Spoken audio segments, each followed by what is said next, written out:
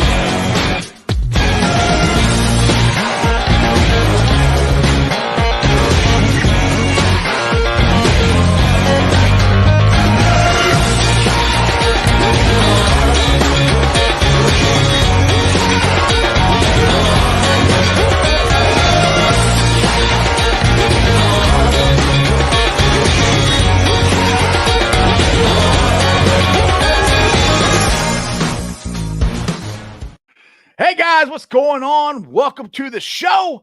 This is Sports with Strawberry Ice. I'm your host, the Iceman, Jeff Trunapole. And as always, I'm bringing you sports from a West Side point of view right here in the great city of Cincinnati, Ohio, home of Joe freaking Burrow. Now, do me a favor. I'm trying to get Joe freaking Burrow, or Joe Burrow, whatever you want to call him, on my show. I tweeted this out. I'm trying to start a movement, people. Let's see if it works. Probably won't, but I'll try it anyway. So if you go on Twitter or Facebook or Instagram or TikTok or any of these other platforms, do me a favor, tag the show, tag Joe. Is a hashtag join Strawberry Show, Joe.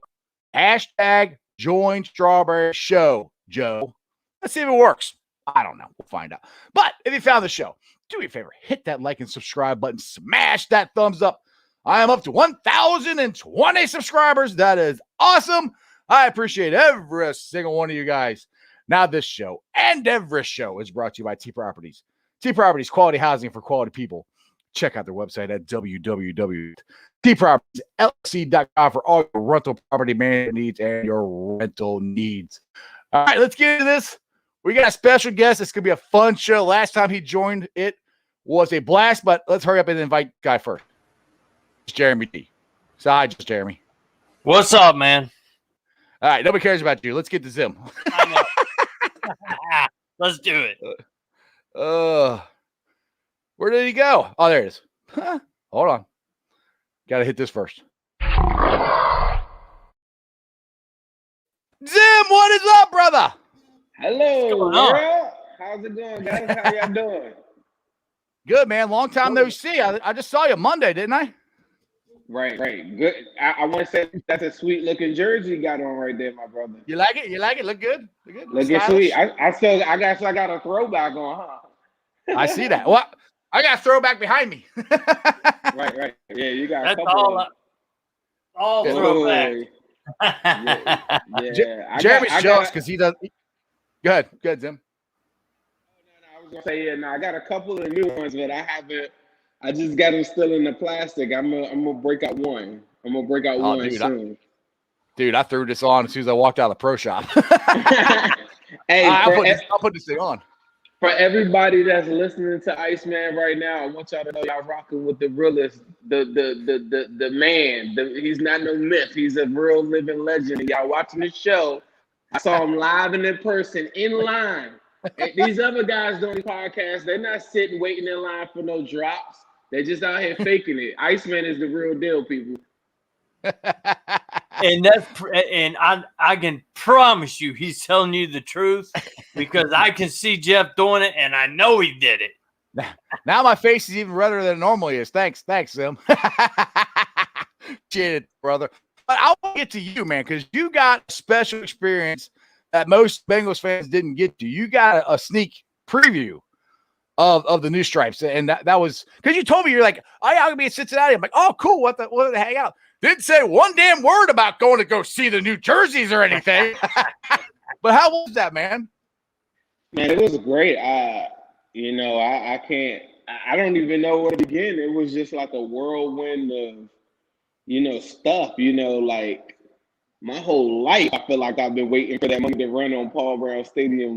Like to run routes and catch passes and stuff. So, like that in itself was just indescribable. And it's so crazy because now so much stuff happened, and now that I'm actually finally getting, a chance to sit back and watch some of this stuff, I'm like, oh yeah, I did do that interview. Okay, I was on the news, or I was like, it was really, really moving fast. Like I felt like when the city's on fire and people really, really believe and the energy is flowing, really, you couldn't have told us I wasn't even in Vegas or something, like that weekend. Because Right. I was out.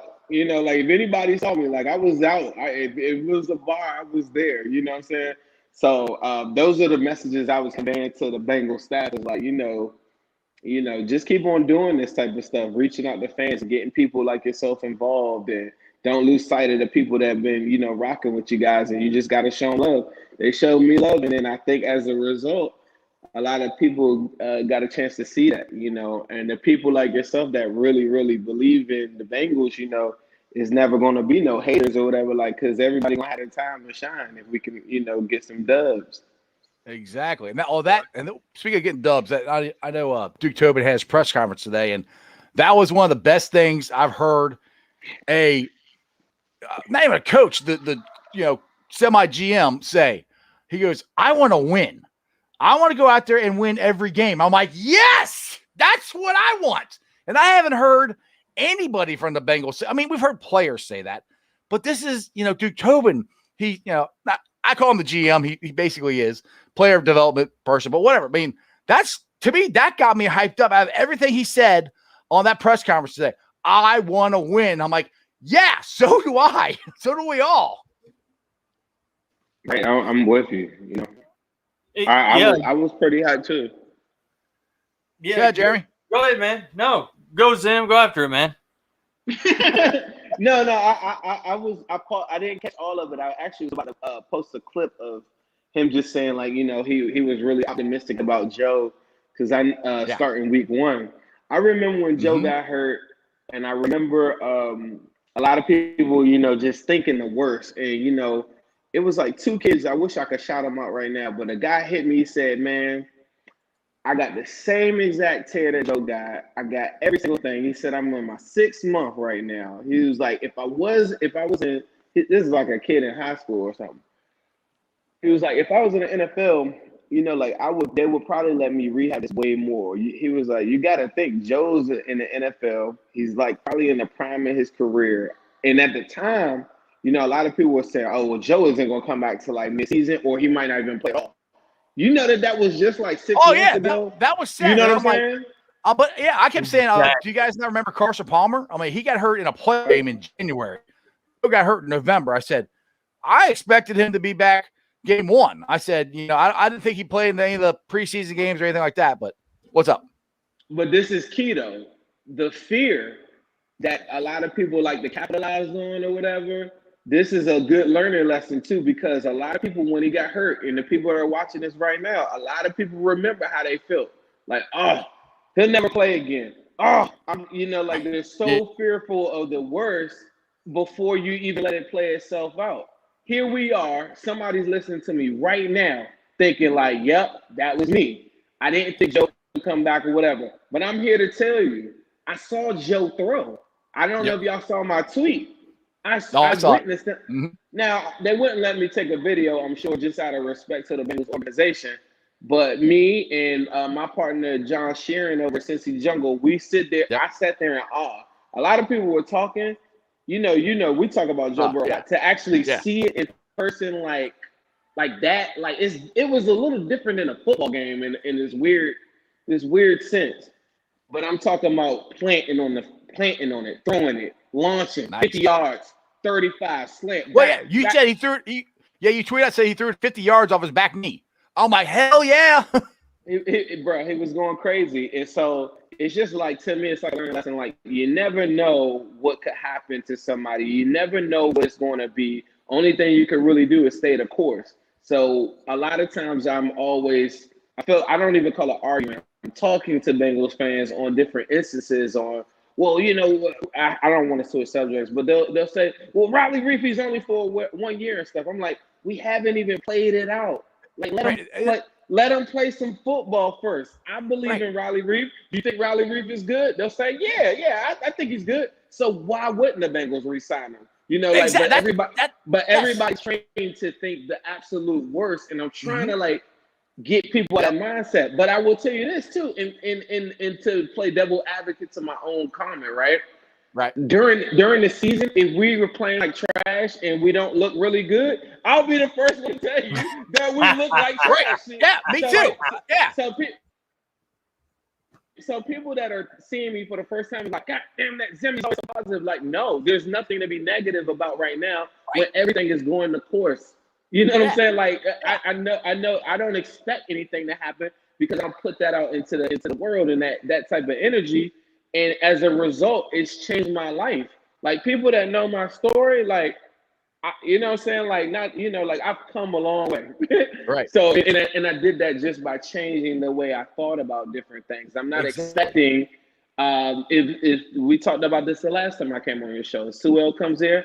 I'm not the biggest believer in him, but if he goes in a Bengals jersey, I'll be a believer in him. And, I'm not thinking of work. I'm not thinking that he won't overcome some of the obstacles that, I think he would be up against. And it's the same thing with Joe or anything like that, and I just really want people to pay attention to like that aspect of the Duke Tobin thing. Is like, man, Duke Tobin's like, man, he's on course for week 1.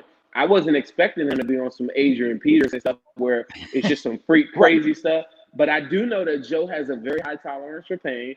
I do know early on CJ Uzomah and people that were very close to him that were rehabbing with Joe always had good, comments and good things to say about it.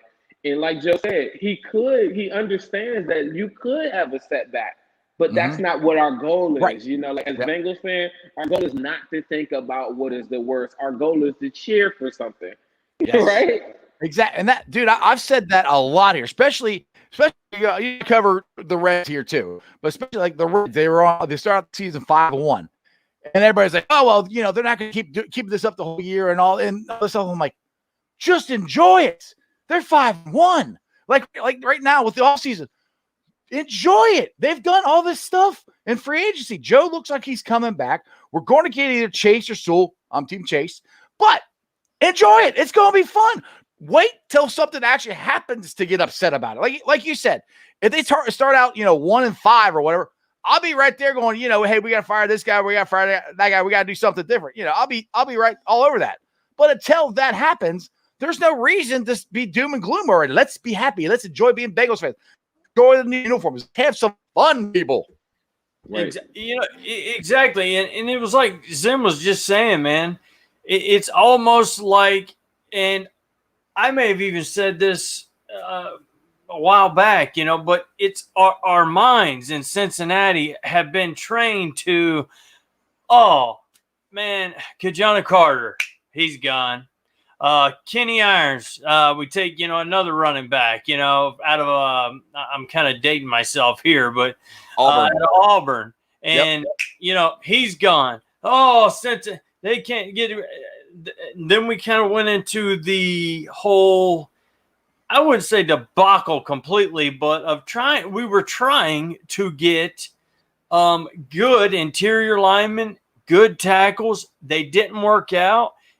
It stuck into people's heads, and I kind of feel like that's the reason why a lot of our fans are the way they are. Zim, I don't know how you feel about it, but that's just kind of my thinking.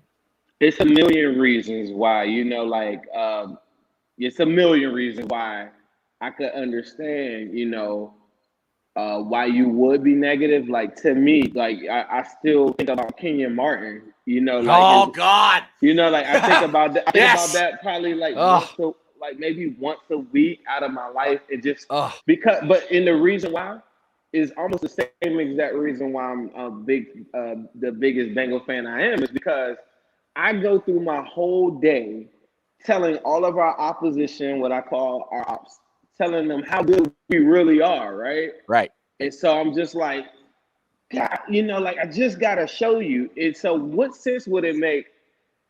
I don't know. That's the part of fandom. I always tell Ace this too. I'd be like, nobody can tell anyone how to be a fan. When we wanted the Bengals to lose, I wanted the Bengals to lose so that we could get Joe Burrow. Me and Ace were like the first people on that train to do it. And a lot of people were like, oh, whatever. But like everybody, so that's why I say no one can tell you how to be a fan. But the type of fan that I am, it's just, I'm out here to prove. Out here to prove that Cincinnati is the best. My objective is not how Cincinnati can fail. I know there's a million ways that you can fail in life. And I'm living proof. I am walking living proof.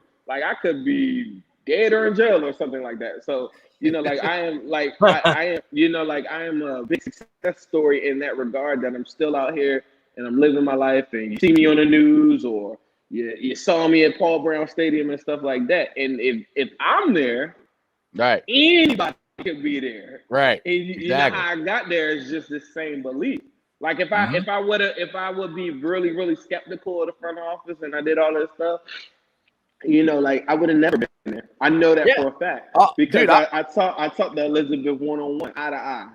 Yeah. I know I wouldn't have been there had I been on Twitter just super negative all the time and whatever.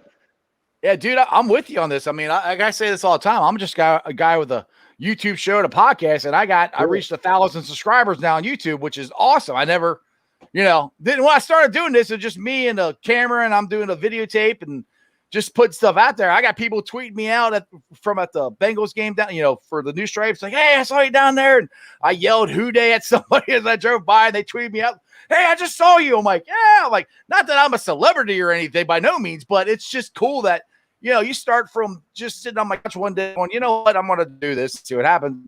Where I am now, you're the same way from where you're at. It's positivity, man. You just got to keep putting one foot in front of the other. And that's what I love about Joe Burrow with this comment right here with the scars. He goes, if you die without any scars, then you never did anything worth fighting for. If that comment right there, Joe. Yeah, if that comment right there does not make you want to run through a wall for that dude, nothing will. Right there, that's positivity right there in effect. Right, that's real life. That's real. Some people are very content with being, sour about things. When we lose or whatever, I try to fix my mind and figure out all these different reasons on why we lost. And then I go to try to go fix these things, and I try to go say, oh, how can we do this? I'm very crazy in this sense. The Bengals will probably tell you this. I called up there. I've done everything you could possibly do. I've come to Paul Brown Stadium. People have seen me with signs. I've done everything in my power to get to this point, and I'm not going to stop. You just talked about hitting 1,000 subscribers. That is incredible. Some people are sitting at home that are thinking about doing a podcast. I never even thought about doing a podcast. I just started my page just because like I said, I'm out to prove that the Bengals had talent, or I was out to prove all these different things. And then before I know it, I got a page, I got a podcast, I get paid, so there's so many different things that you could take from this or whatever. And, everything in life isn't going to be great, but that star comment, that hit home with me. I mean, I posted it because I feel like that every single day of my life. That's exactly what it is. Joe is the realest. That's one of the reasons I started this, because I got tired of all the negativity, and I didn't like a lot of the shows that, were local guys. They're all like, Chad Brendel said this on my show yesterday. He goes, you don't want to be that grumpy sports reporter, that they're always upset. He's like, just enjoy it. And that's what I try to put out. To me, there was so much negativity toward the Bengals and the Reds and the Bearcats and all this stuff. I'm like, look, and just for Cincinnati in general, I love my city. My city is freaking awesome. And I want to get that out to everybody. There's the little big town or whatever the heck you want to call it. It's freaking great here in the Natty. So I just want to put that out there. But did you see they can change numbers now? And did you see what I'm sure you already saw what Jesse Bates, what number he might be he might be getting, yes, sir, 3 all day, every day. The trace. I think that would be Trey. I think that would be bad as hell if he's number 3. That would be cool. He tweeted out, I got to get that 3. So I don't know if he's going to switch or not, but there's probably a good chance that that's going to happen. Right. No, I think it's dope, man. I think, it all goes to, it's another report I did. I forget the guy's name, but I did another interview, and I told the guy, players, feel it. Feel what they're wearing and their uniforms, and that plays a part in it, and people, I'm a little superstitious too. So, I won't wear certain things to certain games or certain, I won't, So if a guy's telling you he want to rock a 3, let him rock that 3, and maybe that make him feel it. I think it's dope. Exactly. I like it. I'm interested. I know it's kind of crazy. I always like wide receivers with those low numbers anyway, like 1s and 5s and stuff like that. I don't know if that's a college thing. Just me growing up, and I was like a big Florida State fan and stuff like that. So all these guys that had them single digits and stuff like that, I don't know. I just thought that was really cool. So to see that in the NFL is really cool. So you're cool then with that's what I wanted to ask you with T. Higgins. He's spoken with Chad Johnson, whatever. Chad's cool with it. Are you loving that he's keeping the 85? Do you wish you'd change it, or how do you feel about it? I don't really have a thought on that, honestly. I mean, I don't feel like the 85 will be untouchable. I think in my mind, for my generation, there's only going to be one 85. That's a good question. Nobody's ever really asked me that. I never really thought about it that much. But it doesn't really affect me that much. If Chad is giving him the lessons, then it's all good. But to me, I'm gonna always remember, Ocho and the 85. That's a major reason why I'm a Bengals fan. Yeah. But if you look at it this way, wide receiver numbers, I can't stand the Dallas Cowboys, but 88's always been a big wide receiver number for the Cowboys. 85, it's not just Chad. You got to remember back in the day, Isaac Curtis, the original 85, another man who should be in the Hall of Fame. Man. I like it that Higgins is going to keep the 85 because keep that wide receiver tradition going of, 2 guys that should be in the Hall of Fame, I think, in Isaac and Chad. And hopefully maybe T can follow that tradition, but we'll see. He's only had 1 year. All right, I'm going to tell y'all something to blow your minds, or maybe it might not blow your mind or whatever. What's up? I honestly don't think that Chad is a Hall of Famer. And I'm probably one of the bigger I think he's one of the bigger Hall of Fame. I mean, I think he's one of my favorite Bengals players of all time. But there's some guys that are in the Hall of Fame, like Hines Ward, that don't have any business being there. And that's the reason why Chad does deserve to be in there. But if I'm looking at stats and stuff like that, if you compare, we could look at every single thing. I felt like he's 1 or 2 seasons away based on the criteria, if I'm being honest. No, yep. And but what am I going to root for him for the Hall of Fame? Hell yeah! But yo. Yeah, and then Bengals winning football too, that also will help Chad's case. But I think if I was on the outside looking in, I would say if he would have just did 1 or 2 of those seasons with the Dolphins, had that incident not happen or whatever, I just think that Lynn Swann has no business being in the Hall of Fame. But but had they, the Hall of Fame is just so tricky to me, because the one name that they don't really talk about that much to me is Corey Dillon, 100%. Well, that to me, you cannot have Jerome Bettis. Why am I just naming Steelers there's a lot of other guys. Because it's true. You keep cussing on my show. It's the Squealers, brother, not the Steelers. We call them the Squealers. You gotta get that straight. But dude, I think this is what's going to help. Honestly, do the Ring of Honor, the first 2. This is going to help because I think it's been one of the issues that the Bengals have not done a good enough job, or any job at all, promoting their former players. And with us actually starting the Ring of Honor with the first 2, which were obvious, Paul Brown and Anthony Munoz, and then hopefully Ken Riley and Ken Anderson to be the next 2, I think that push is going to get them over the top, hopefully, at least for the Toucans, to break the door down to get more Bengals in there. You're right. And if you don't mind, real quick, Zim, I just wanted to agree with you, man, because the way you just put that was solid when we were talking about the Hall of Fame. You're talking about some players in there that shouldn't be standing outside to buy a ticket. And then you start bringing some Bengals in there that deserve it. And then that makes you say, well, maybe he is a Hall of Famer then. If this guy is, or if this guy is, or if this guy. Right. But that's to me where it's political. It's the Squealers got all the Super Bowl rings. They got the Ring of Honor, and that's why they got in there. I mean, I don't give a crap about it, but that's why Lynn Swan's in there. Yeah. And because they made one really good catch at Super Bowl. That's it. Yeah, it's really murky waters because I'll be the first one to tell you I live in Washington, D.C., so I absolutely cannot stand the Cowboys, right? Someone in the comments just mentioned Emmitt Smith. Now this is the one thing. Anybody that knows anything about football, watches football or anything, you know that Emmitt Smith by no way, shape, or form can mess with Corey Dillon, Barry Sanders, any of these guys that you know that are elite rushers, right? But I will say the caveat to that the biggest, when I was in high school, one of my coaches told me the biggest asset to any club is availability. So there is something to be said about Emmitt Smith, like always being available, even when he's hurt.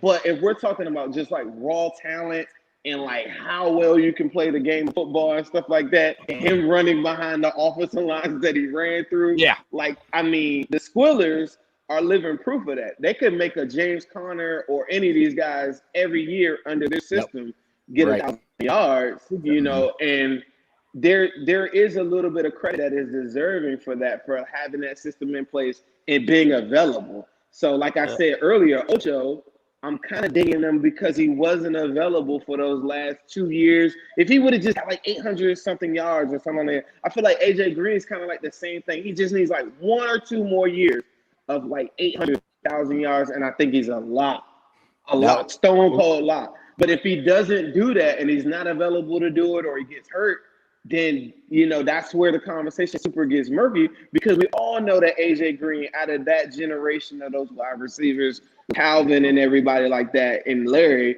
he's there. I mean, it's Calvin, Larry, Julio, those guys right there, they have to get in, but his numbers might not line up when it's all said and done. This is another question I have for everybody too. Now that we're playing 17 games, like, how does that work? Like, how are we how are we judging everybody now? They got an extra game to go get their yards. Well, that you can never be 500 either. You got an uneven amount of games, so you can't be 5. There is no 8-8. You can't go 9-9. There won't be a 500. So there's a very good chance, and like last year for the NFC least, we could have multiple teams that are under 500 make the damn playoffs. Exactly, and I think what you're getting at too, Zim, at the same time is, 17 games. That's an extra game. I mean, you play, 10 years. That's 10 extra games on at the end of your career than all these other guys, had in their past. Hell, some of them only played. I can't remember the exact number with the AFL and all that, but now we're up to 17, and a lot of these guys are going to start racking up numbers. You add games, you add numbers, right? Oh, exactly. You add a whole game. Yeah, you're definitely going to add numbers to rushing, wide receiving, all that stuff. I mean, it's going to change stuff. I mean, it's definitely change. That part right there really bothers me, because that really messes with history. And I know a lot of people think I'm probably like younger, but I'm not that young. But I don't want to see my favorite players get duped out by other dudes just because they got an extra game. Like, that stuff really matters to me. And I take, I take the Hall of Fame and stuff like that really, really serious. So I just don't, that's not fair at all. If I'm a player, I understand that's an extra week of a paycheck. But in the long term, because when they get paid every Monday, all my friends that that ever been in the league, like that check, that direct deposit is Monday. So you get one extra week or whatever, but long term or whatever, for the like I'm very sensitive about like some of these things changing the rules and everything like that, because it just really messes with, it hurts our cause for some of these players. Like, like now Corey Dillon's of the world, Ken Riley's of the world, Ken Anderson's of the world now have an even harder uphill Right. battle to fight because you got all these lesser than players with more games, or the rules are now bent in their favor. That's why it's very important as Bengal fans, we really lobby to get these guys in, because before you know it, I'll be old and gray sitting at home telling y'all about how great Ocho Cinco was, and people will be like, "Oh yeah, I bet he was," but why does his numbers not look good, compared to this guy? But, I'll agree with you. I mean, if and I don't know if Chad has ever come out and say this, but if he had kept on the trajectory that he was on, and did it for another 4 or 5 years, definitely he'd be a Hall of Famer, no doubt. Oh. But when he made the choice to, he was tired of Cincinnati, didn't want to play, and he said he lifted no weights and did, he had that terrible year, and then he came back for one more year and had a really good year with T.O., and then he was gone after that. And he was never the same. He had, and that's one thing that football players have to realize too, as we talk about, you're in the moment. You have to enjoy the moment, and wherever you're at, if you are balling out, you need to keep trying to ball out. And if Chad could have done that for a couple more years, I think he'd be a shoo-in for the Hall of Fame. But let's get back to Ken Riley and Ken Anderson. Somebody put on the chat, I talk about that the Bengals Hall of Fame is going to help them get in.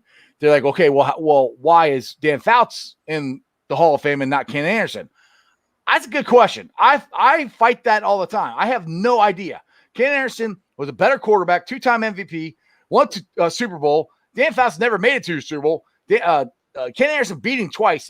I have no idea why Dan Fouts is in the Pro Football Hall of Fame and not Ken Anderson. I'm not saying Dan Fouts doesn't deserve it, but if he's in, Ken Anderson damn should be in there. It's not even close. Well, we all know the answer is because he wears black and orange. Exactly. That's the only reason. That's the only reason why they can keep out any of these guys. That's the only reason. That's the only legitimate reason. It is so simple. It's not a legit reason, but you know what I'm saying. But it's the real reason. Yeah, it's the real reason.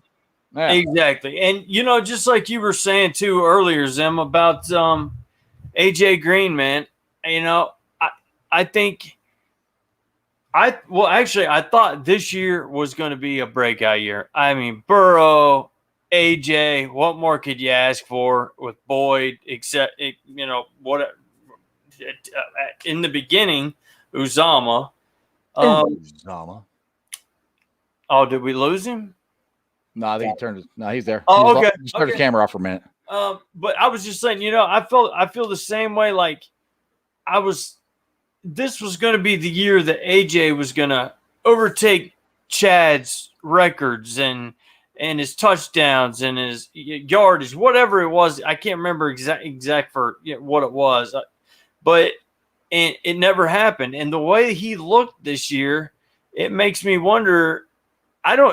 Do you think that he's got 2 years left to put up numbers with the right team, which would be, but where'd he go? Arizona? Cardinals. Yep, Cardinals. Yeah. Do you think he's got 2 years with the Cardinals where he can push himself into the Hall of Fame at this point? Well, somebody will have to tell me what is the threshold, because somebody in the chat just now just said, well, he's 3,000 yards behind AJ Green. And to me, like I said, he's got like 2 or 3 more years to me that just have good years. I think the Hall is a little bit about consistency as well. So it's such a difficult question to answer, because there is no, for us, I hate to say it like that. Like for us, you can't just go by like stat lines, like if my player gets to this yardage or whatever.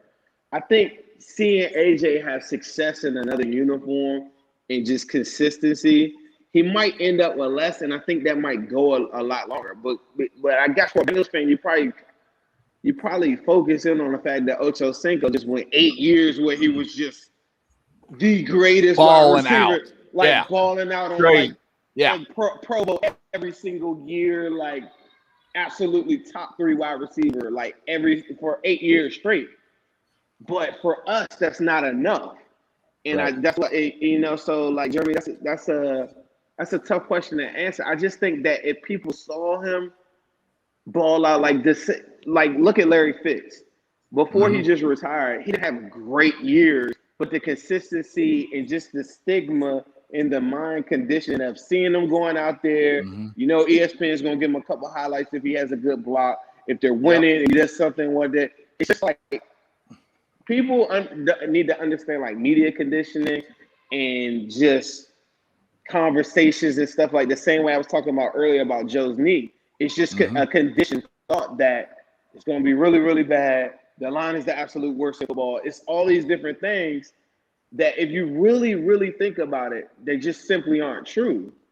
But that's what I'm saying. It's almost like you have to condition fans, the media, the writers that do this, that you could keep on doing this and do it above. I think it'll be a lot for people just to see AJ at his age still do really well. Even if, and what I say really well is like play 15 out of 17 games a year and have 800 to 1,000 yards.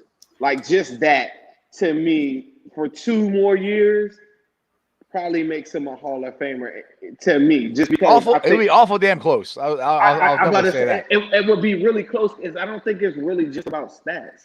Yeah, the thing is, there's no just about like that. I don't know if there's a line of demarcation. Okay, you hit this, you're a Hall of Famer. You hit this, you're not. I mean, let's go to Ken Riley. Ken Riley's 5th all-time still in interceptions. Still. And he's not in the Hall of Fame. Everybody above him's in it. Everybody's below him's in it. So there's no I hate to say it's a popularity contest. You have to have the numbers, but then you got to be one of the teams that people are like, oh, well, yeah, you played for such and such team, so definitely you should go in. I mean, that's where I get with the Ken Anderson and Ken Riley. I don't understand why they're not in there. It doesn't make any sense. But real quick, I want to get this out of the way, and then we can get back to the conversation. They just played for the Bengals all the time. That's why. Right. Exactly. All right. This is you're watching Sports Strawberry Ice on YouTube. You can follow me on Facebook, Twitter, Instagram. I got my boy Zim WhoDey. He's from Orange is the New Black podcast. You also got your own channel too, don't you? On YouTube. Yeah, just put in Zim WhoDey. It'll pop right up. There you go. Exactly. So I didn't want to interrupt our conversation, but I like to put that up there just in case. For some reason, people don't know who you're watching. So I mean, hey, I treat everybody as though they've never seen me before. Like you notice that every time I talk to you on here, I'm like, hey, if you've never seen my face before, here I am. Well, that was fun. Well, I was standing in line for the jerseys Monday. I just started talking, and it just cracks my son up. I just start talking, to whoever. We're talking football, standing in line. So I'm like, hey, I said, you guys are Bengals fans, right? They're like, oh yeah. I was like, you ever subscribe to Sports Strawberry Ice? So they're like, no. I was like, all right, well, you need to subscribe to my channel. They're like, what? Like, what? And then they always go, what's the name again? I'm like Sports Strawberry Ice. I got a red face, so it's like a strawberry. You know the worst thing about it's so funny you asked me to come on here too, because the one thing that I walked away from, and I hate that I think like this too. I'd be like, man, I don't like to live in the past. But I'd be like, all right, how could I do something different?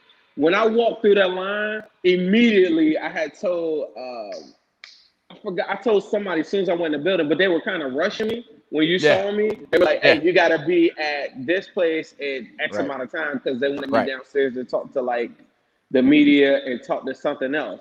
But I was like, dang, I wanted to talk to all those people in that line right there. I wanted to go through and like shake everybody's hand in that line. Right. And I'm so glad that you were like, hey, man, what's up? Because had I not done it, I was trying because I knew if I made eye contact with everybody in the line, I would have had to like go like just how I am. Right. I would have been like, hey, I'm Zim. I'm glad you're here. Like I did that to Eric, and I was so mad. I was like, damn, I wish I could have did that. I told my wife that too. I was like, it was this line of people. I was so happy that people were actually like standing outside waiting for it. And lo and behold, Iceman was standing there. And I just, I don't know. That means a lot to me, man. I think that's crazy because anybody can go online and just order it, right? Yeah. I wanted to be there. Well, the funny thing was when I got out of line, because I didn't know you went backstage. I thought you were standing in line behind me. So I got out, and that's where I'm kind of looking around for you. I'm like, where the hell is Zim at? I said, where does anybody know where Zim went? And then then I started walking around the stadium doing a video clip for the video I put out on Monday. And then I'm driving home. Then all of a sudden I see your ass on Twitter inside the pro shop, and you got Mike Daniels on there. I'm like, damn, I should have waited. I could. Oh yeah. I was like, man, I could. I almost forgot I even did that live. That's how crazy. Bro, Cincinnati was so loud and turned this weekend. That's how crazy it is. I almost forgot I did that. I almost did another live with another player, but we're gonna do something later on. But me and Mike came up with an idea. He was like, "Man, since I can't be right there, I think we should do like a live Q&A." So I was like, "Cool." As soon as they show me the jerseys, we're gonna do it. But when we were down, when I went down there, when you saw me, I was at the media part where they just unveiling it for the first time. And they were really, really, you couldn't be really, really loud because people were interviewing and stuff. So I was like, Mike, when I go upstairs to the pro shop, and I'm thinking you're gonna be out there. That's I should have, man. I should have done it then. I wouldn't think about it. That was the funny. I would have told you off camera, but I thought that was a great story. That is like when I finished that up, I was like, all right, cool. I can go up there. Iceman's still gonna be up there, like it's still, he's probably doing his thing.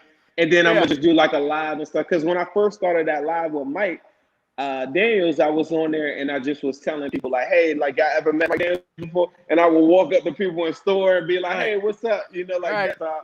So I don't know. I just thought that was like a cool thing to do. Like right there, that was a little different. I got some really good ideas that if people just stick around and kind of watch us or whatever, we're gonna do some cool stuff. And I hate to do this on your show, but I do have a good interview coming up on Wednesday. So if you go for it. I'm sorry, hold up. Today's Wednesday. It's gonna be tomorrow. So I don't want to ruin the surprise, but I do have a really good interview tomorrow too. Oh, what time you doing that live, or is that gonna be a tape? I think it's gonna be live. I gotta check in with Ace. So if you guys don't follow us on YouTube, just follow me at Zim WhoDey on YouTube. Orange is the New Black podcast, like Iceman said earlier. Yep. It's going to be a pretty good interview tomorrow night, 8 p.m. So we don't get any no love. It could be a man, a woman, long hair, short hair. We don't get nothing. No hint. We gotta watch. I'll give you a couple hints. He's a really, really huge Bengals fan. He's got over 100,000 followers. He does not play football. Okay. I got no clue. But I will check it out tomorrow because I know because Ace is going to be on the show with me tomorrow. And I was trying to line it up to get both of you guys on here and we go 4 wide, but I wasn't able to work it out that way. But it's all right. I got you today. I'll get Ace tomorrow, so he'll be on my show. And then we can grill him tomorrow to try to find out who you guys got on. I'm like, Zim already spilled beans.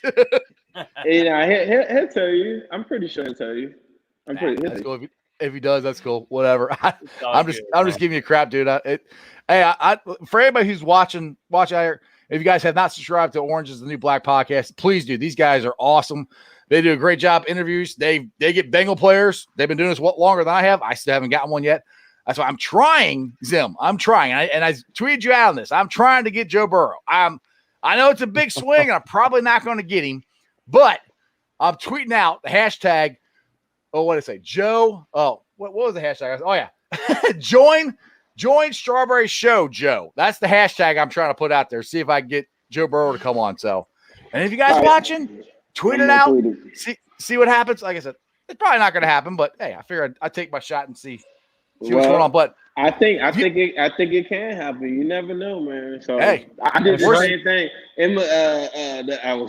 The Bengals asked me one time. They was like, "Hey, you ever need some players?" And I'm thinking to myself, like, I can kind of interview a lot of different players, right? So they was like, "You need any players?" And then like we want to help you out with some of that stuff. And we love your positive.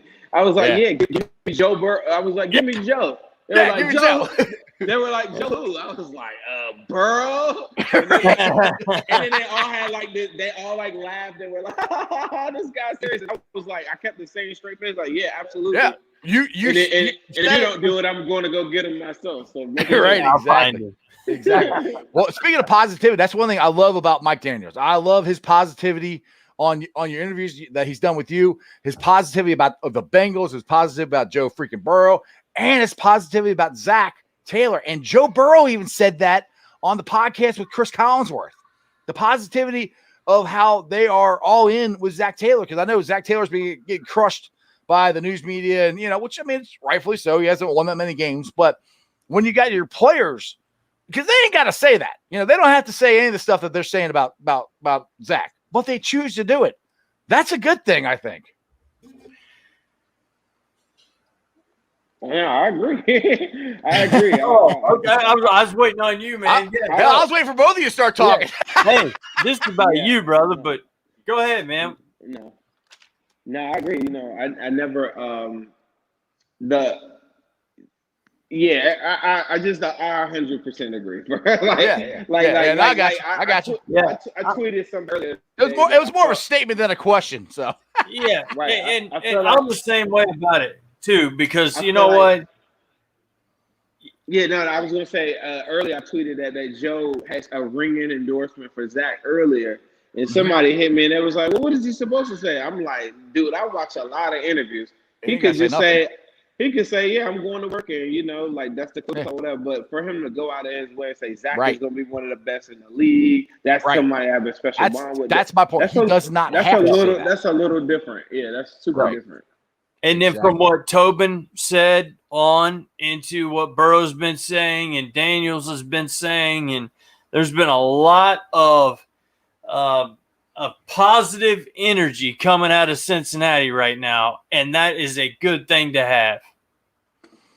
Exactly. Now I know if you guys haven't watched Zim and Ace, they did Civil War 2, and I was on the original one with Team Chase, so everybody knows me and Zim and Jeremy are Team Chase, and I want to put not that one, this one. Nope, that's it. Where's that? I had it up here. Oh, here it is. I want to put this up. This right here is one of the biggest reasons that I think the Bengals need to get Chase. They go with 3 wide receivers sets 79. I'll get it right here. 82% of the time. That's second in the league. If you get a guy like Jamar Chase that can open the top of the defense, that's going to change Joe Burrow's life. Because Chris Collinsworth said it on the podcast. You're above average on the passes, 20 yards or less, but you're below average on, above that. And that was the exact opposite in college. And to me, I think the reason for that is he didn't have anybody to go get the ball. And everybody's like, well, you need the offensive line. You need the offensive line. True. But if you don't get that wide receiver, you're not going to open it up. You're not going to have the time or you're not going to have that receiver to catch the ball. So we got the offensive line, I think, pretty much well fixed. I think we're going to get a good solid guard in second round. You get Chase, dude, it's going to be absolutely a blast to watch him and Joe Burrow take on the AFC North. Right. Yeah, I agree. Go ahead. Go. Yeah, I agree, man. I mean, I feel like I'm so exhausted in the conversation for sure. Yeah, exactly. Because you know what happened? Like a week ago, I finally stopped really fighting the people that just don't want to understand, why you don't draft Sewell. Like I finally came to grips with it. The sad part about it is this, as a Bengal fan, and this is the one thing that's going to break my heart, is that say we could lose a game. The Sewell enthusiast is always going to say, y'all should have got Sewell to block. Yep. If we win a game, they'll get super quiet. But the moment, it could be the Super Bowl. Yep. It could be anywhere. You could win a Super Bowl. They probably would just come back and say, well, if you had Sewell, you would have did it faster. Right. Sewell could go and break his leg, be out the league next year. Right. A Sewell enthusiast would say, well, if he were playing for the Bengals, that would never happen. You see what I'm saying? So Right. it's no way to take somebody off their spot. So what I've done is just gone to the realization I have to respect what people want to do as far as they pick. Ultimately, neither one of us have the choice. And I can I learned from that whole Team Chase, Team Sewell thing that I just cannot. You cannot change someone's mind. You can only show them. But some people just don't want to be shown. And I don't want to bring politics into this, but people pick political people that they like, and the person could tell you that they're, like they could get caught for whatever. It could be, whatever, politicians. But people that stick to them or whatever, they still just look right past all that stuff and say, nope, that's the guy that I want to vote for, and it really doesn't matter. And for me, it's the same thing with this. Yeah, and like I said, I'm Team Chase, but if the Bengals draft Sewell, I'm not going to be upset. I mean, that's fine. If that's what they choose, that's cool, because I don't think we really can go wrong either way. But I really do think it's first round, second round. It's either going to be an offensive line first and a wide receiver second round, or a wide receiver first round and offensive line second round. And I would hate that. I would hate look. I'm gonna tell you what. Like this is how I tell people I'm not. When I tell y'all the second round is the sweet spot, the value, and the lineman of the future is going to be your tackle or your guard. I really truly mean that. So even if you draft Sewell, I still want that same guy. Yeah. And that's how I don't care if they draft Sewell or not. Like, this is how y'all know I'm not bluffing, and I don't have a dog in this fight, even though I am Team Chase. But I don't have, I really mean it when I say the Leatherwoods of the world, the Cosmes of the world that'll be there in the second round will be a better value, a bigger, bigger asset, I think, to the organization if you go get that guy. And if you go get Panay in the first and then you pair him up with that guy, I think instantly that makes us like a top 10 offensive line in the National Football League. Yeah. And to me, that's the route to go. If you think, and this is the reason why Jamar Chase, Team Chase people exist to me, is because the type of wide receivers that are in this draft are meant for depth to replace like Alex Erickson and guys that we lost, whatever. The guys that are after the first round are not key contributor guys on paper. If they come out and end up being Marvin Joneses of the world and you draft them in the fourth round or whatever, that may happen. But on paper, as a prospect, those prospects don't exist. I said, look at these guys right here, size-wise, to my Panay friend. I said, look at these guys size-wise. Do you see anybody that looks remotely like anywhere the build of DK Metcalf, anywhere the build of T. Higgins, anywhere like any of these guys? Like, that wide receiver doesn't even exist in this draft. And if it does, it's a raw version of it, like a 6'2" guy that will be drafted in the fifth round. Are you going to say that after the stat you just showed, 82% of the time, we're in three personnel, is that the guy that you want to be your third option? I didn't take coming off a shoulder injury. Is that the guy that you want to be? Michael Thomas? Michael Thomas,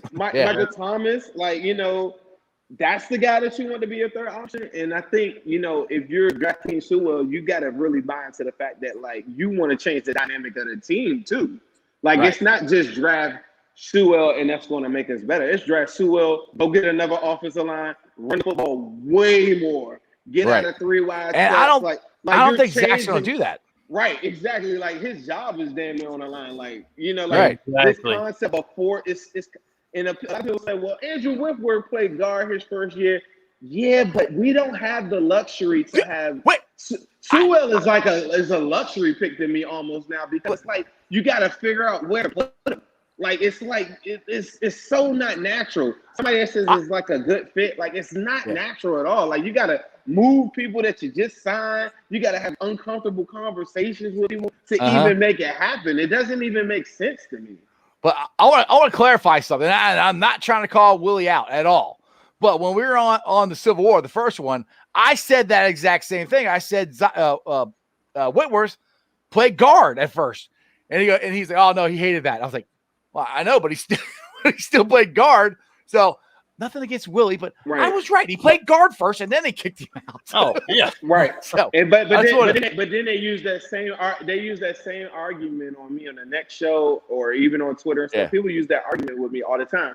And the biggest thing is about drafting value, best player available and stuff. The reason why guards work, like I have another chart that I wish I could show you. I'll show you off the show. But I met with Pro Football Focus while I was in Cincy, of course, too. I did that first night, out for drinks and everything like that.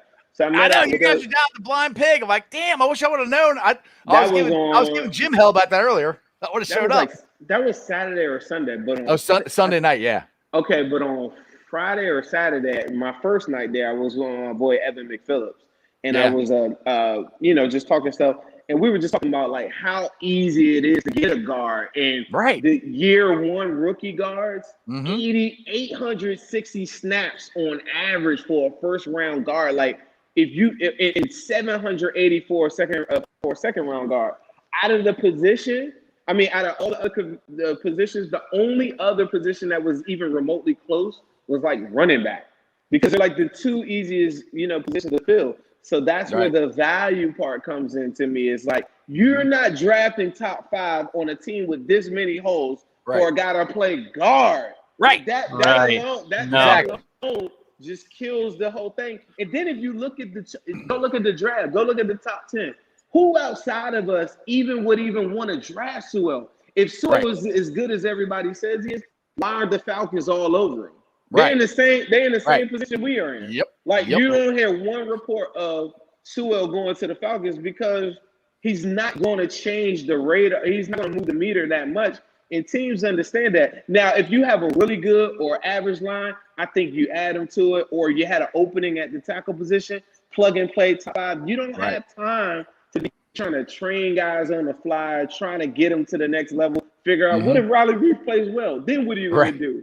So it's like so many different attributes, so many different variables that go into it to me, whereas you just look at Jamar Chase and say, look, week 1, you are our X receiver. This is what we're going to run. We're not changing nothing. Everybody on the team is telling you the offense. This is what we did. This is what we did on this play. This is like everybody knows what we're doing. You're not changing nothing. And everything that Zach has done thus far is now this is his chance to show what he can do. Joe feels comfortable. He has all season to launch into all his training, all of his playbook stuff. He doesn't change anything. All he does is insert Jamar Chase in it to the same snaps that AJ Green did.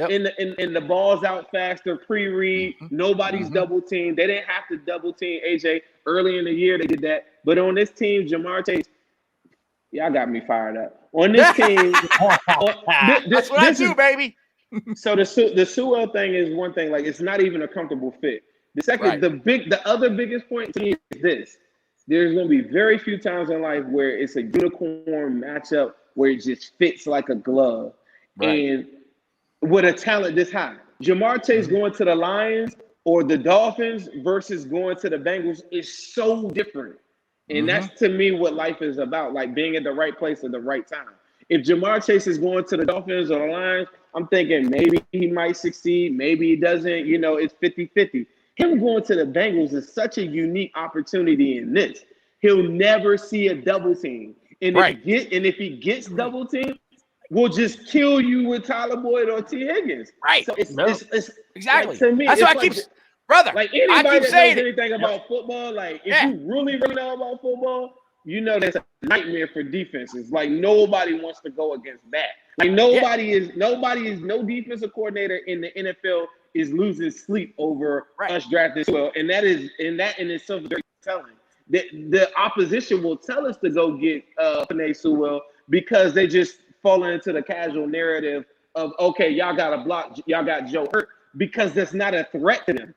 You could go get an offensive lineman right now. Go talk to your Steelers fan. Go talk to your Raven fan. They're like, go draft Sewell. You guys are idiots if you go get Chase. The reason they're saying that is because he's not a threat. TJ Watt is saying, what? I got a 19-year-old right there across from me, and I could just go one-on-one with this guy? Cam Hayward is saying, that's the guy that I get to go year one? Like, they're licking their chops. Like, the hit rate for him being successful in the National Football League is cool. I think he's going to be a great pro. That's a whole different conversation. But for immediate success, like winning right now, he's going to have bad reps. There's going to be mistakes that are made. The difference is one bad rep is a sack. One bad rap from Chase is an incomplete pass. Yeah, or they don't throw, or he throws to somebody else. Because, like you said, you got Boyd, you got Higgins, you got Chase. Oh my! I want to make a freaking shirt for that. But that is unbelievable. I mean, that's gonna be, like I said, that to me is as good as Chad, Hoosh, and Chris Henry. We killed people. Does anybody remember that? We killed people then. I mean, if you're looking at Pat Mahomes or any of these guys, like he had the weapons right there before they cleaned it up. Like his first year, him going out the playoffs, everybody then came back and said, how can we shore up the line, or how can we make this elite? Then when the board had like a Sewell or somebody on there, and they shored up everything with their line, because they had a lot of deficiencies on defense as well. So they shored up those things later on, but early on, it was all about like give them all these weapons to make them really, really good. People like to focus on what they've seen last. I like to look at a lot of these different things and learn from it. Like that. People also get spooked by the unicorn situation that the Chiefs had in the playoffs as well, where you had a unique scenario where your best lineman goes down, right? Yep. Now in addition to the other guys that went down, right? And then you had a coach in conjunction with that refused to change the game plan and didn't say, let me run the ball. Yes. Andy Reid, for all the credit that he gets, that was the worst game plan. Combined with, you have now some guys off the couch. That's like if we went to the Super Bowl and we put John Jerry out there to start. Right. Yeah. But Bengals fans don't realize that. They just see bad line play and they say, oh, well, that was that's what'll happen if you don't get Sewell. That's such a casual thought, because the same person that told you that was the same person cheering their ass off when Joe was throwing for 400 yards every week. Yes, that same dude. Exactly. Yeah. But you had a great point right there, and people don't bring that up too much about the Super Bowl. Yeah, they messed up. They knew they didn't have the tackles, but they still tried to run the same offense. You can't, and they should have figured that out at least by halftime. That and it's not like they don't have great running backs on that team. They could have ran the ball. They could have done something different, but they didn't. Anybody that tell you that we had the worst line in football. Now, this is another. I got into this, I think maybe with Ace or something. Pretty much all of them I disagree. I use Ace actually as a measuring stick for every single thing, and he probably doesn't even realize it. I really feel like I live my life trying to combat everything that he's thinking, and it's a beautiful thing for me. But this is one thing I said. I said, bro, we're not the worst offensive line of football. He was like, yes, we are. I'm like, all right, we're not, but we're not good. We're not good. Out of 32 teams, we're the 24th ranked offensive line of football. Now, is that something to brag about? Heck no. But I'm not going to sit there and act as though the sky is falling and I'm about to draft every single position. Draft every single pick at offensive line in order to be the number one offensive line. Like, I just need above average, or I need to be able to fill my spots and come back to the drawing board again and again till I get it right, But I can't waste all of my draft capital fixing something. And the reason why I know they're not the worst football or offensive line of football, the people that tell you that we're so terrible, right? Ask those same people, well, what happened when we played the Steelers or Squirrels? I'm sorry. What happened? If the line was so we whooped that ass is what happened. We came there with Finley. Everybody was blocked. Little to none pressure. A good game plan. What I just talked about Andy Reid didn't do. How you combat bad offensive line play. What happened in the Titans game? What happened in the first half of the Washington football team? We were going to win that game. What happened when Joe Burrow threw for 450 on the Browns? Where was this bad line at then? Like, talk to show me those games that the line was just so insufferable that he couldn't drop back. Like what I saw in the Super Bowl, that's a different level of poor offensive line. Like, we were never that. Like, where Joe was just running for his life. Like, no. The thing is, too, if you look at the offensive line right now, before we draft anybody, compared to the offensive line at the beginning of last year, it's already better. You got Spain at guard, Surfia at guard, Riley Reef at tackle. Right there, that's already better than what we had at the beginning of last year. So that's where people are like, they haven't addressed the offensive line. They have, And Trey Hopkins hopefully is going to be back game one. It's looking like it. So, dude, we get a guard in the second round. It can be good.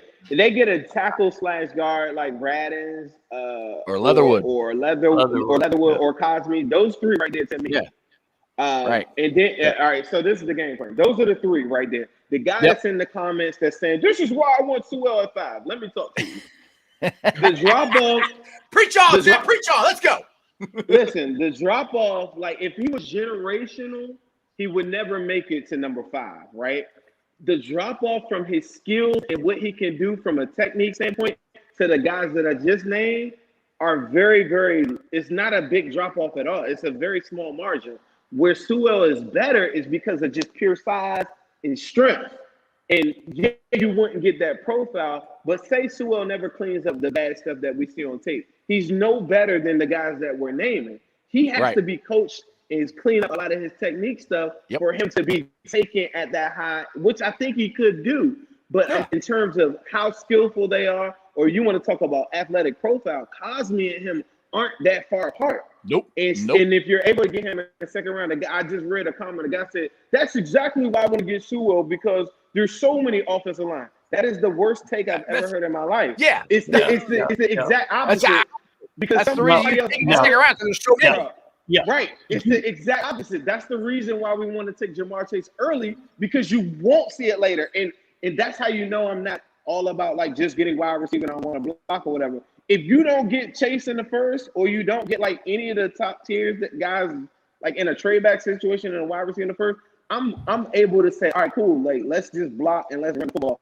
And I don't even want to come back to wide receiver in the second. I'll come back to wide receiver in like the fourth.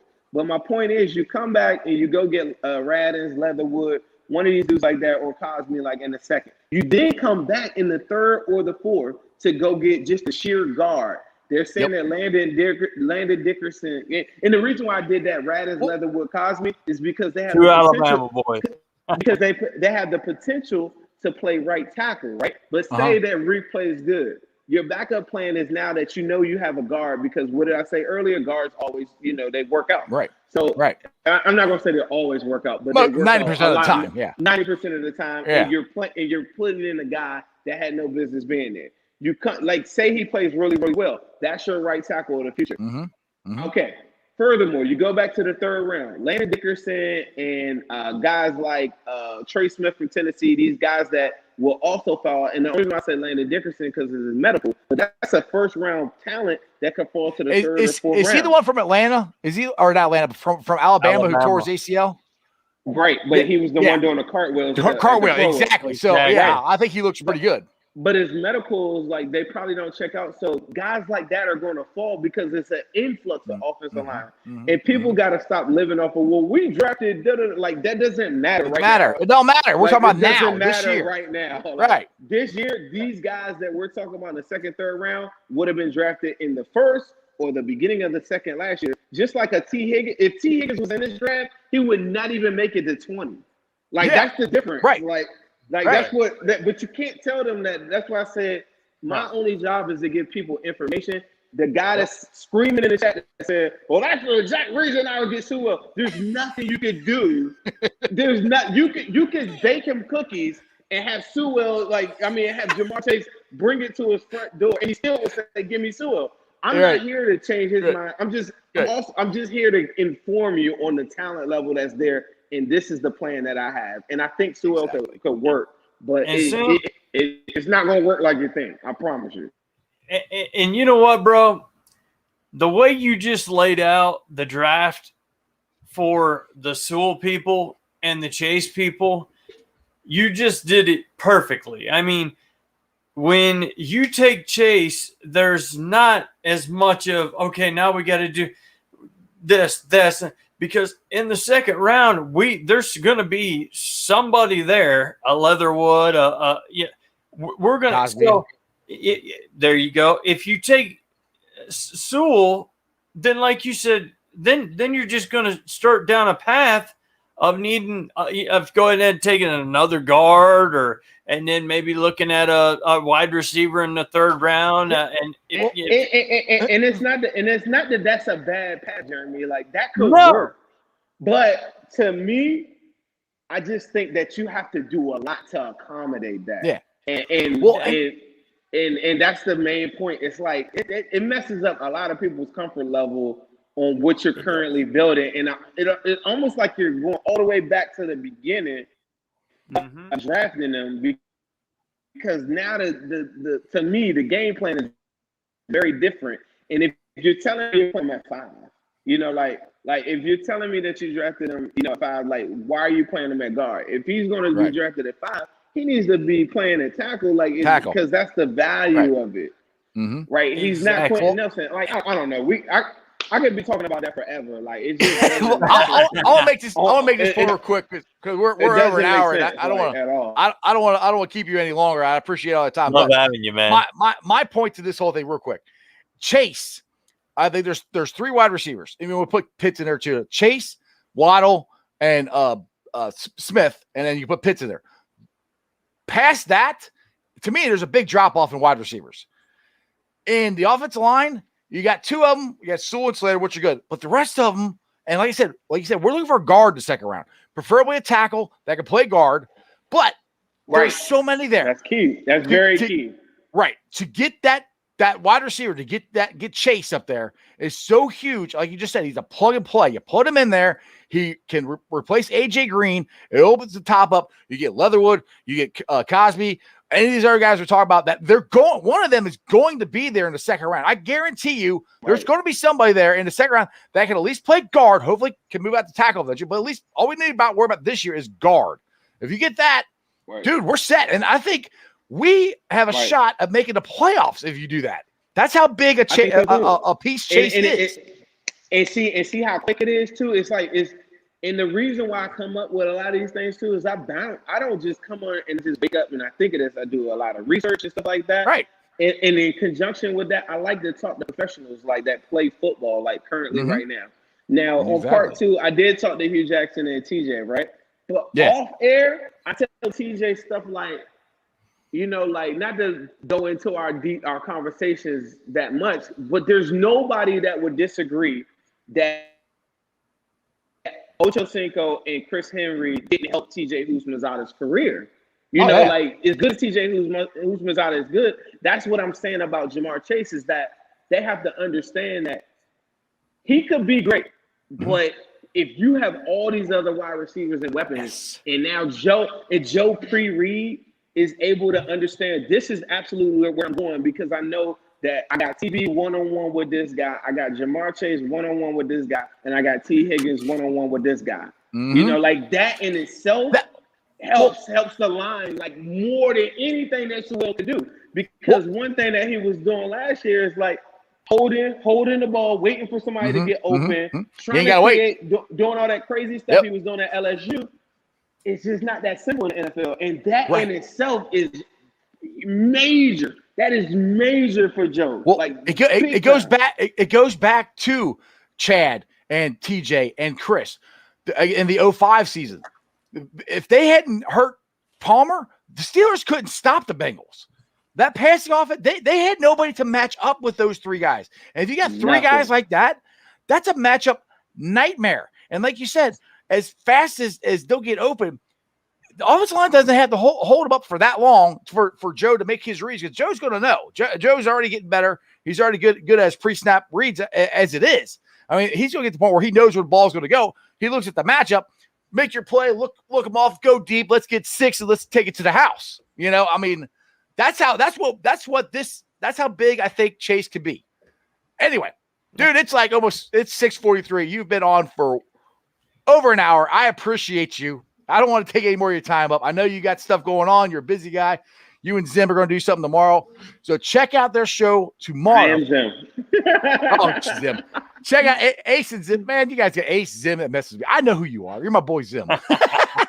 But check out their show tomorrow after mine, because Ace will be on my show tomorrow. But check out these guys. These guys are awesome. Like I said, Zim is a huge Bengal fan. He's a huge positive Bengal fan, and I absolutely love having you on the show, dude. You are awesome. Man, I thank you for having me, man. I love you guys, man. I consider you guys family at this point. Yes, sir. Hey, one thing, people are blowing up in the chat too, which I don't know, maybe we can talk about this off air, that we should go live for the draft. So I don't know what you guys got planned for that, but I had a couple of people say that in the chat. So anyway, I'm just going to throw that out there in the universe. I'm a definitely go live. Like my roots, if anybody's followed me all this time, I probably made my strides on Instagram. So Yeah.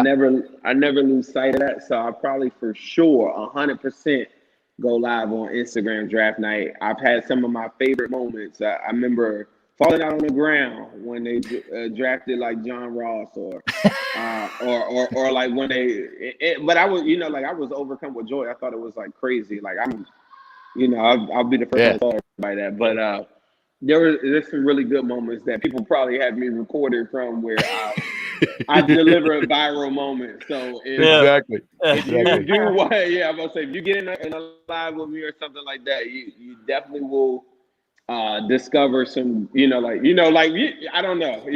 People that know, like they'll comment in here, like, if you've ever seen a live with me on a Sunday, it's totally different than if y'all think I'm fired up here. This is reserves in. I assure you. This is level one. Oh, dude, that's the funny thing. It's like you and me get on the show together. We fire each other up, and we're just like, let's go. Right. That's all I know. I always I love my wife so much because she's the only person that probably like brings me back to reality. I'm like, she's like, hey, you want to go do this? You want to go eat there or whatever? I'm grabbing the keys, like, let's go. Like I'm like this. Yep. This is really me. I'm really hitting the gas on everything. Yep. Yeah, Mrs. Ice has calmed me down too. She's the perfect fit and putting up with all my silly Bengal stuff and red stuff and Bearcat stuff. So anyway, I'll let you go, man. I'm supposed to get to my nephew's lacrosse game here at 8:00. So I'm gonna roll so I can get to that. But Zim, appreciate you, brother. And appreciate you as always, man. Thank you very much. All right, man. You and Jeremy stay safe out there. Y'all keep on doing what you're doing, man. All right, bro. WhoDey, brother. WhoDey. That was a freaking blast. I don't know. I love that guy. I love Zim. I know I called him Ace, but I love Zim. That's my boy. Dude, freaking love that dude. You're getting all of your Bengals information in an hour and 10, 15 minutes, whatever. You guys should love this. I mean, because it don't get much better than that unless you want to pay ESPN $10 a month to watch, right. Cowhead blabber on. Right, exactly. One thing I want to put up there real quick is Bengal Jim's got this pub crawl. I wanted to bring that up, but me and Zim got rolling, so I didn't get a chance to. But that's this Saturday. So all you Bengal fans out there, you want to go to the pub crawl, make sure you join us. It's going to be a lot of fun. I don't know if I'll be able to join right at 10:00 because I do work on Saturdays, but it's a pretty good chance I'll be there by the time we get to the Holy Grail. So I just wanted to put that out there for my boy Bengal Jim. And let's get to the Facebook groups that let me live stream, and I appreciate every single one of them. They are WhoDey Nation, Cincinnati Reds, rounding third, heading for home. Bearcat Country, the Ohio State Bucknuts, the Ice Bar. You can follow me on my Facebook page, Strawberry Ice or Sports with Strawberry Ice. I have 1,020 likes. I have 1,107 followers on that page. That is awesome. You can also follow me on Twitter at Jeff A. Trunipole. I have 390 followers on there. Not as big as Facebook, but we're working on getting that bigger. I'm also on Instagram, TikTok. I'm going to try to start doing some more stuff on Instagram. So if you guys like Instagram more, I'm trying to spread out. I was just all Facebook. I'm trying to get on Facebook and Twitter and everything else. The podcast, like I said, it blew up yesterday. Chad Brennan was on there. It was awesome. So make sure you guys, if you missed any of the show and you can't sit here for an hour and watch the show, you want to listen to it at work tomorrow or at lunch or whatever, download the podcast.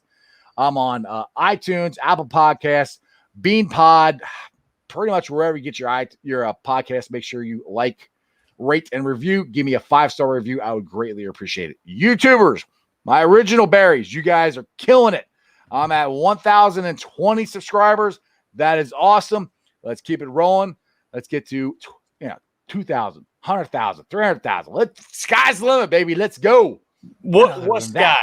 What sky? What sky? Other than that, Jeremy, not known as Dimebag, Dean. Okay. Help us roll on out of here. I sure will, man. And like you said, we can't thank enough people. All the Bengals groups let us on. You guys are crazy Bengal fans, and we love every one of you, and we love every one of you for watching us. Yeah, it's freaking Bengals fans are the best. I don't care what anybody says. Yep, you may hate it one week, love it the next, but we're all together. That's all that matters. And until tomorrow, I guess that is it. So, as always, Everybody, remember one thing, and one thing only, and that is, you don't live in Cleveland, you live in Cincinnati. Go Reds, WhoDey, and let's keep building this channel, baby. Let's go. hell yeah, WhoDey, go Reds. I have no idea if the game started or not, but I'm gonna go check it out here. And other than that, that's just sports, baby. See ya.